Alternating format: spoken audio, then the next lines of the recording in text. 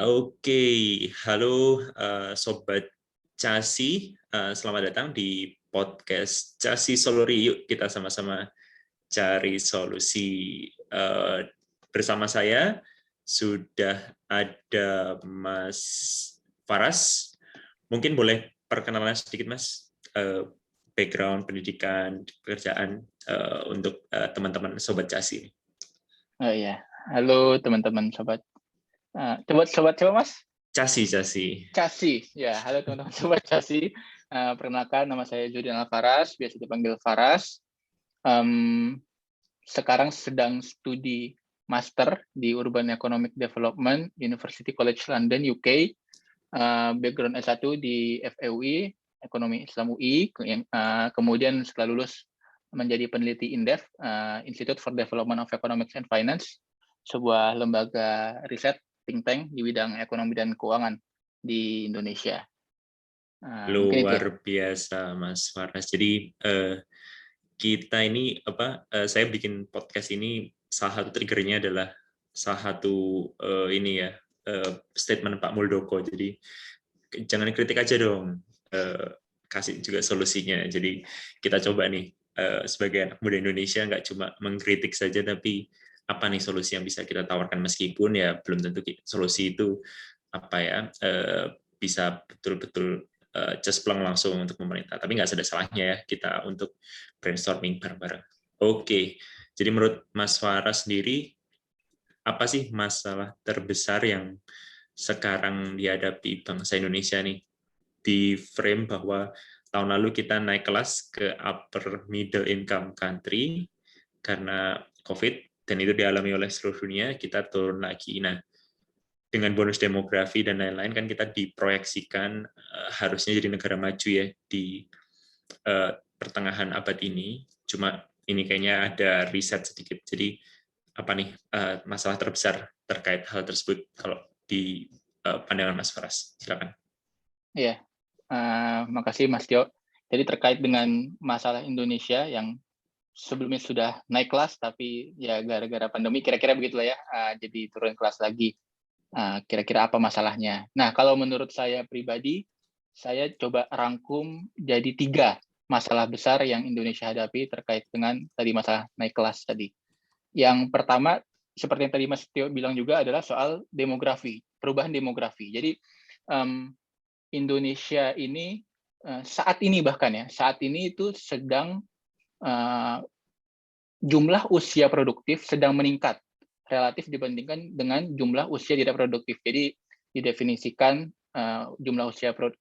umur usia produktif adalah umur 15 sampai 64 tahun, dan umur tidak produktif adalah kurang dari 15 serta lebih dari 64 tahun. Itu definisi singkatnya lah kira-kira begitu. Dan rasio atau perbandingan antara yang produktif dengan yang tidak produktif itu semakin besar. Nah, sejak 2010-an, sejak kira-kira 5 hingga 10 tahun ke belakang, secara tren itu meningkat usia produktif dan akan kira-kira mencapai puncaknya di sekitar 2030, ya plus minus lah. Di sekitar 2030 itu puncak bonus demografi. Puncak bonus demografi lah ya. Kalau Indonesia bisa memanfaatkan usia produktifnya, manusia yang produktif untuk menjadikan Indonesia sebagai negara yang naik kelas. Nah, memang itu masalah ya, tantangan yang terbesar yang sedang dan akan dialami Indonesia dalam beberapa tahun mendatang. Dan catatan juga bahkan dalam beberapa tahun ke belakang dan tahun ini dan beberapa tahun ke depan, beberapa provinsi itu sedang mengalami puncak bonus demografinya. Jadi adanya pandemi ini memang membuat tantangan itu semakin berat. Itu yang pertama, perubahan demografi. Yang kedua adalah soal kesenjangan sosial atau ketimpangan sosial. Jadi ketimpangan Indonesia ini sebenarnya relatif masih kategori lampu kuning, kira-kira gitulah. Jadi kalau lampu kira-kira udah mulai lampu merahnya itu di atas 0,4. Nah, secara rasio Gini gitu. Nah, Indonesia itu belum sampai 0,4, tapi hampir-hampir 0,4. Nah, kira-kira gitu. Nah, itu yang diukur secara pengeluaran masyarakat. Tapi kalau kita coba cari ukuran lain, misalnya kepemilikan tanah, itu masih sangat timpang. 10% orang Indonesia memiliki 75% tanah di Indonesia. Kemudian data Credit Suisse juga menyebutkan soal kekayaan 4 orang Indonesia setara dengan 100 juta penduduk termiskin Indonesia. Kemudian juga kalau kita cek data LPS, Lembaga Penjamin Simpanan, itu jumlah senjang sekali antara kepemilikan dana yang tersimpan di bank di atas 100 juta, itu hanya relatif segelintir orang dibandingkan dengan jumlah tabungan yang tersimpan di Bank Indonesia, itu yang hanya katakanlah 1 digit atau 2 digit jutaan, kayak gitu. Jadi itu hanya beberapa indikator kesenjangan sosial yang ada di Indonesia, dan itu tantangan kita lah, apalagi itu merupakan amanat konstitusi ya, keadilan sosial bagi seluruh rakyat Indonesia. Jadi ya, gimana caranya coba kita mengurangi ketimpangan itu. Itu masalah kedua. Satu lagi, Mas Tio, yang ketiga itu menurut saya juga terkait dengan naik kelas adalah soal climate change, perubahan iklim. Jadi ini sebenarnya masalah global, memang tidak bisa dipecahkan solusinya oleh Indonesia sendiri, makanya butuh kerjasama Indonesia dengan negara-negara lain. Dan bukan berarti Indonesia tidak bisa melakukannya sendiri, banyak sebenarnya yang bisa dilakukan untuk bisa mengurangi pemanasan global dan mencegah naiknya suhu global yang sejauh ini naik terus trennya.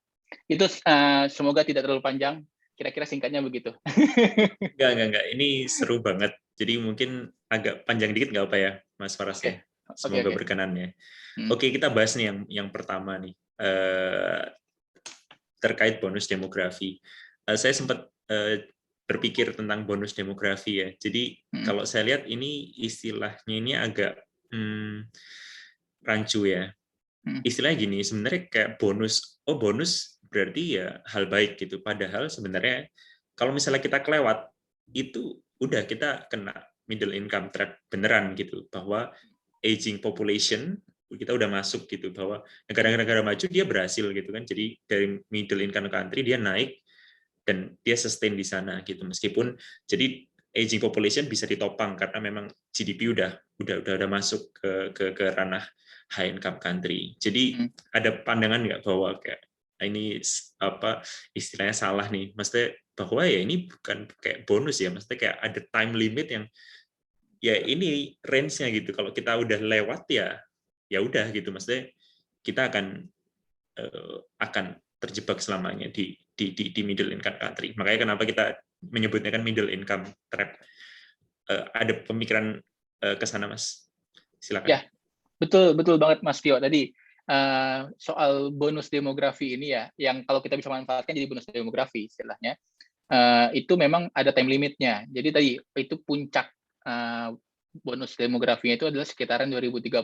Ini secara rata-rata di Indonesia ya, seluruh provinsi gitu. Jadi setelah sekitaran 2030 itu perbandingan antara penduduk usia produktif dibandingkan dengan penduduk tidak produktif itu akan menurun. Jadi nanti trennya akan semakin banyak penduduk usia tidak produktif setelah 2030. Yang oleh karena itu mau tidak mau ya sejak sekarang atau bahkan sejak kemarin-kemarin ya harusnya Indonesia harus mampu mengejar potensi bonus demografi itu, karena kalau waktunya sudah lewat istilahnya kita harus kaya sebelum tua. Nah, itu kita harus kaya sebelum tua, karena kalau kita sudah tua, kita sudah tidak produktif, kita udah nggak bisa kaya lagi. Nah, itu istilah simpelnya.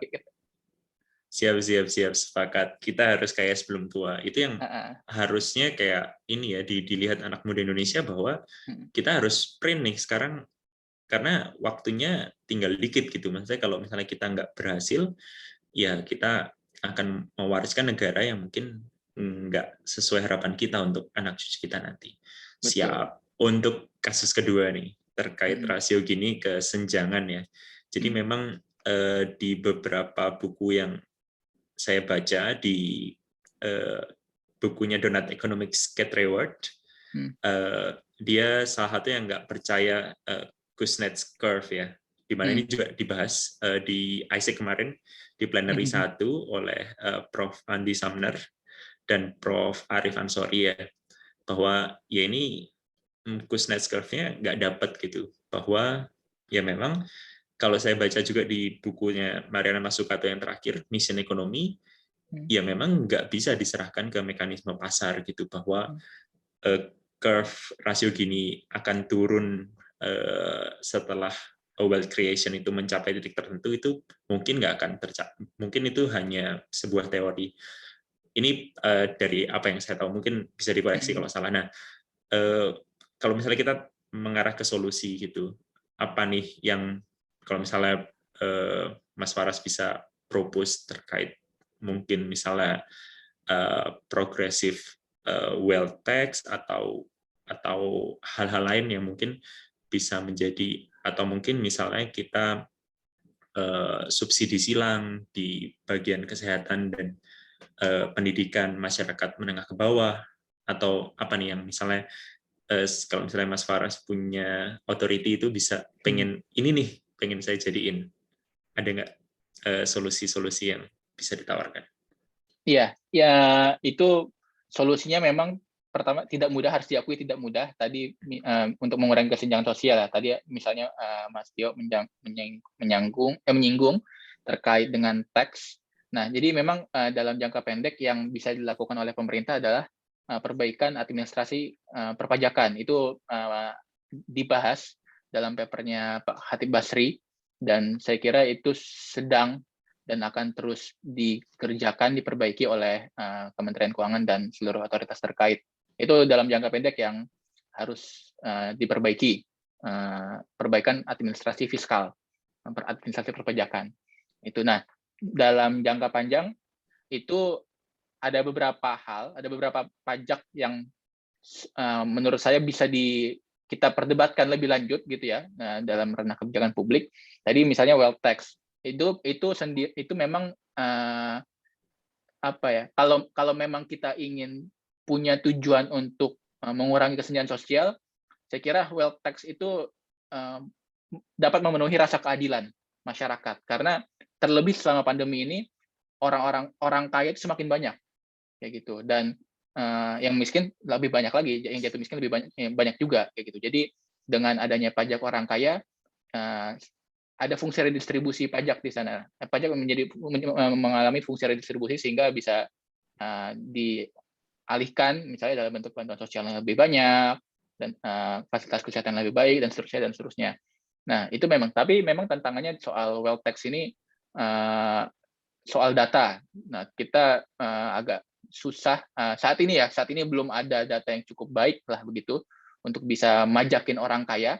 Nah, tinggal menurut saya pribadi, ada political will nggak dari pemerintah untuk mau majakin orang kaya. Menurut saya itu masalah utamanya di political will.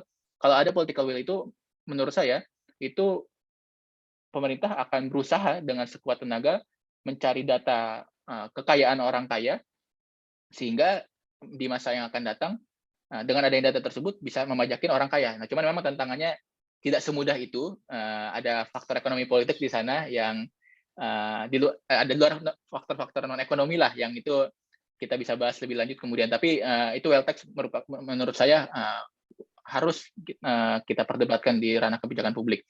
Yang kedua, mungkin nanti terkait dengan climate change, itu misalnya carbon tax, tapi nanti mungkin kita bisa dibahas di bagian selanjutnya untuk carbon tax. Tapi untuk perpajakan, salah satu hal yang bisa menurut saya cukup oke untuk bisa dipropos itu soal wealth tax sih.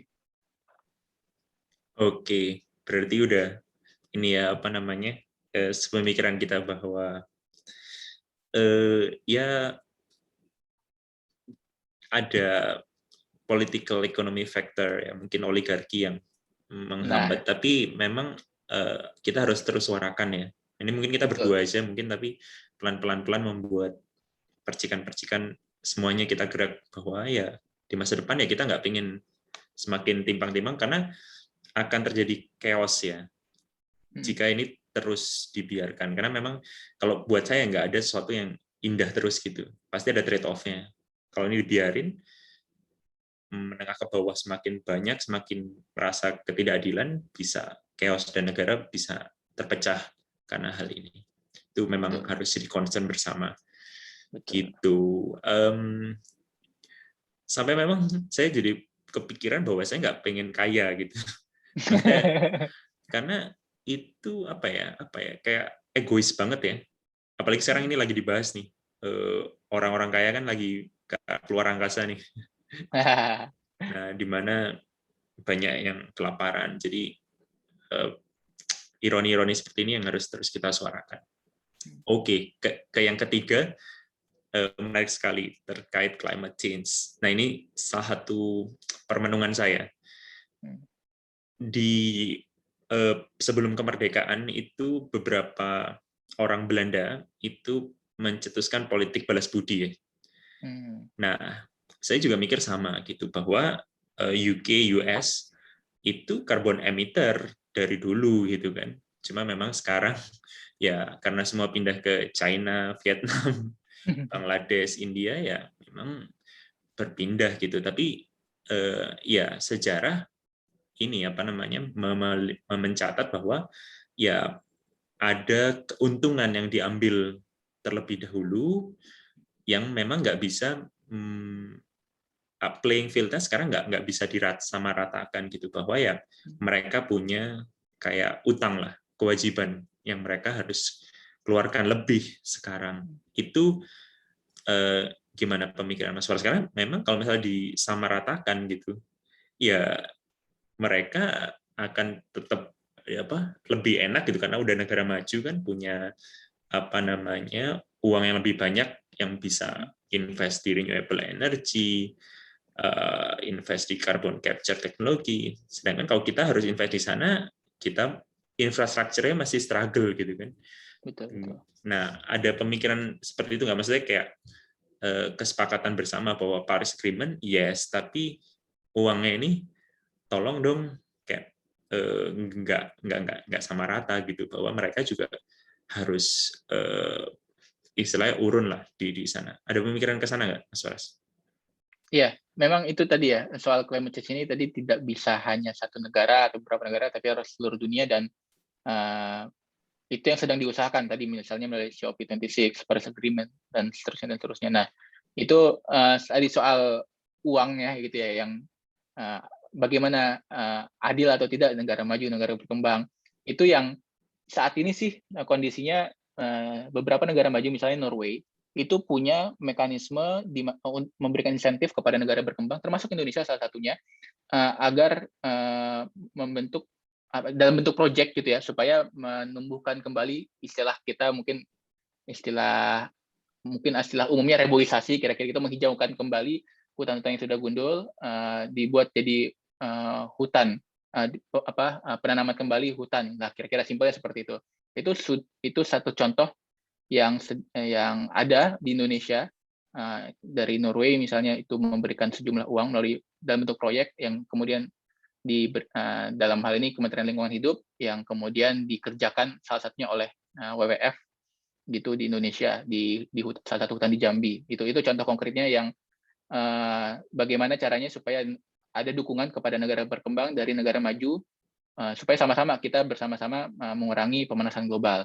Nah, itu yang contoh seperti itu yang menurut saya perlu didorong lebih banyak lagi, dan tentunya tidak hanya berbasis proyek begitu ya. Nah, tetapi juga memang benar-benar untuk kepentingan bersama sebagai global citizen untuk mengurangi pemanasan global. Jadi saya kira saya sepakat tadi dengan apa yang dibilang Mas Tio, supaya ada keadilan lah begitu ya, karena tadi harus diakui memang kemampuan kita negara berkembang untuk bisa melakukan percepatan terkait dengan pengurangan emisi global, pemanasan global, dan sebagainya, itu berbeda kapasitasnya dengan yang dimiliki oleh negara maju, begitu. Siap. Tapi balik ke apa namanya nomor satu tadi ya, bahwa bonus demografi dan time limited. Jadi sebenarnya poinnya adalah sebenarnya kita sebagai bangsa Indonesia harusnya punya apa ya, strategi marketing untuk, karena dana dari luar, dari negara maju itu kan juga terbatas ya, dan diperebutkan oleh banyak sekali negara berkembang. Nah, salah satunya case yang mungkin agak famous, bagaimana Tesla nggak invest full di Indonesia karena melihat bahwa carbon footprint untuk produk-produk di Indonesia masih tinggi. Nah, itu sayang sekali gitu.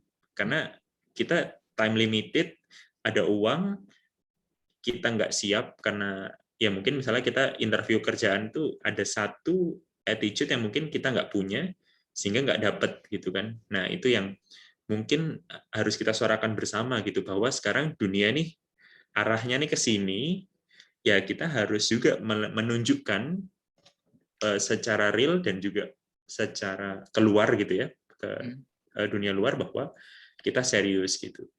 Karena memang di sini saya lihat ada kebimbangan ya pemerintah, bahwa misalnya nih proyek yang sedang saya tangani sebelum kuliah itu kan kilang minyak ya. Kemudian juga Rekin, perusahaan tempat saya bekerja, juga sedang membangun PLTU di Lombok untuk PLN. Nah, ini yang memang menarik. Cuma ya itu, kalau menurut saya dengan tadi time frame bonus demografi, kemudian juga bahwa sekarang negara maju mau memberikan insentif dan lain-lain, harusnya ini dilihat sebagai peluang, opportunity, kita sama-sama ya ikut gitu arah negara maju sampai benar-benar kita juga jadi negara maju di pertengahan abad ini. Seperti itu sih, kayak otak-atik. Iya, itu memang ketiga hal tadi ya, perubahan demografi, perubahan iklim, dan juga kesenjangan, itu ketiganya adalah masalah mendesak yang harus segera ditangani oleh pemerintah Indonesia dalam hal ini, bersama seluruh stakeholder terkait. Jadi tidak bisa ditunda-tunda, dan harus dikerjakan bersama-sama begitu. Dan kalau kita tunda tadi, apalagi tadi misalkan perubahan demografi, itu benar-benar bukan akan lagi jadi bonus demografi, tapi jadi bencana demografi, dan itu tentu kita tidak mau, kita harus hindari itu. Dan oleh karena itu kita bersama-sama harus segera untuk bisa gimana caranya supaya membuat peluang bonus demografi ini menjadi baik bagi Indonesia, sehingga Indonesia bisa menjadi upper middle income country, upper class lah gitu. Siap. Luar biasa pemikirannya. Jadi memang terms bonus demografi ini juga harus diimbangi dengan bencana demografi, supaya orang tahu bahwa ini bukan bonus aja gitu.